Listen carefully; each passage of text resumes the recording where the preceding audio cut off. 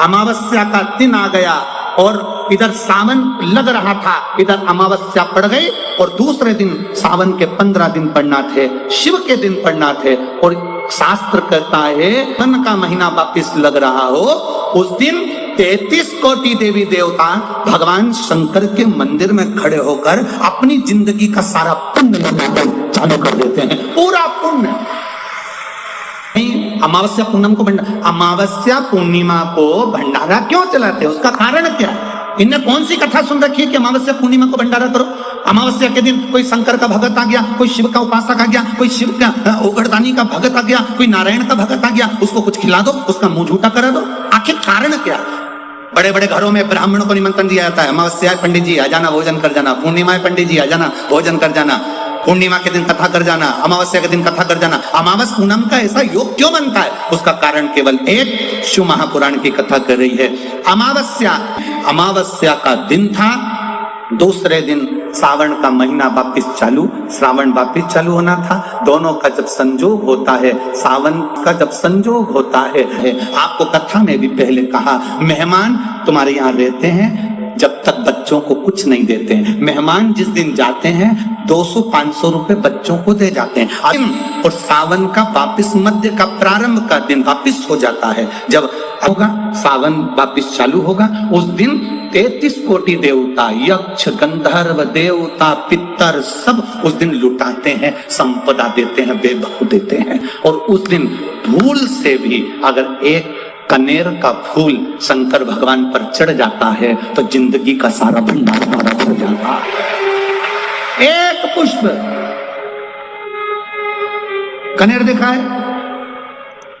पंचपुष्प शिव महापुराण की कथा बाकी है पहले, उसमें कनेर के फूल का भी दर्शन कराया था। ये रोड के ज्यादातर लोग ये कनेर का जो फूल है ना रोड के बीच में लगा देते, क्योंकि उसको जानवर भी नहीं खाता, पशु भी नहीं खाता, पक्षी भी नहीं खाता, जहरीला लगता होता, पीले कलर का होता, लंबा, काम भी कुछ नहीं आता। बस वो कनेर का फूल, और आंधी तूफान पानी गिरता है तो जमीन पे टपक जाते, ढेर सारे गिर जाते। देखे कि देखे? अरे बोलो तो जम के देखा है ना? उसको बकरी भी नहीं खाए, पशु भी नहीं खाए, पक्षी भी नहीं खाए, जानवर भी नहीं खाए, जहरीला कनेर का पीला पुष्प। भूलवश आज राजा नल और दमयंती जा रहे थे, उनको फूल नहीं मिले, शिव जी को समर्पित करने के लिए कोई पुष्प ना मिला। इनको अंदाजा नहीं है क्या दूसरे दिन सावन का वापिस मिलन है। इनको नहीं ज्ञात था कि 33 कोटि देवता अपना भंडार लुटाने के लिए तैयार रहते हैं। 33 कोटि देवता भूलवश चढ़ गया, भूलवश अनायास, मालूम नहीं है कि कनेर का पुष्प चढ़ गया।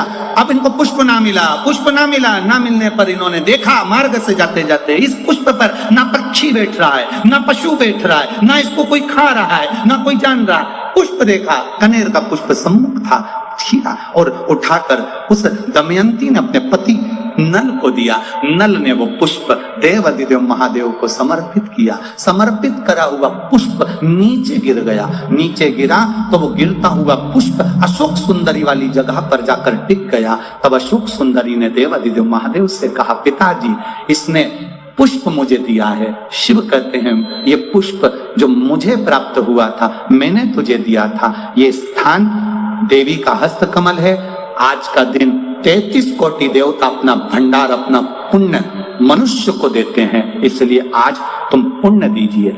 सब देवताओं ने मिलकर जब पुण्य दिया, नल का सड़ता हुआ शरीर, काला पड़ा शरीर, रोग से ग्रसित शरीर नल का ठीक हो गया और जो पुष्कर ने धन लिया था वो वापिस राजा नल को प्राप्त हो गया।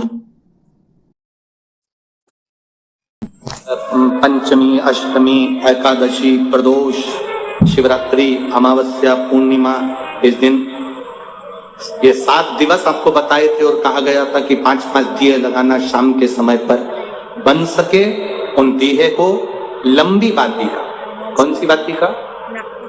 जम के बोलो जरा, लंबी बाती का। आपको पहले भी कथा में कहा, लंबी बाती का जो दिया होता है,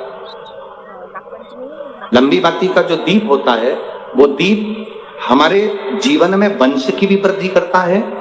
इसलिए हमारे यहाँ पितरों का दिया, देवी जी का दिया, नवरात्रे का दीप, ये सब लंबी बाती के लगते हैं। तो लंबी बाती का जो दीप होता है वो हमारे वंश की भी वृद्धि करता है, लक्ष्मी की भी वृद्धि करता है, सुख समृद्धि और अगर मान लो भूल से हमारा कहीं पैसा अटक गया और वो व्यापारी नहीं दे रहा, तो लंबी बाती का जो दिया होता है वो पैसा भी हमारा वापिस लौटा कर लाता है। इसलिए लंबी बाती के दीप का स्मरण करें।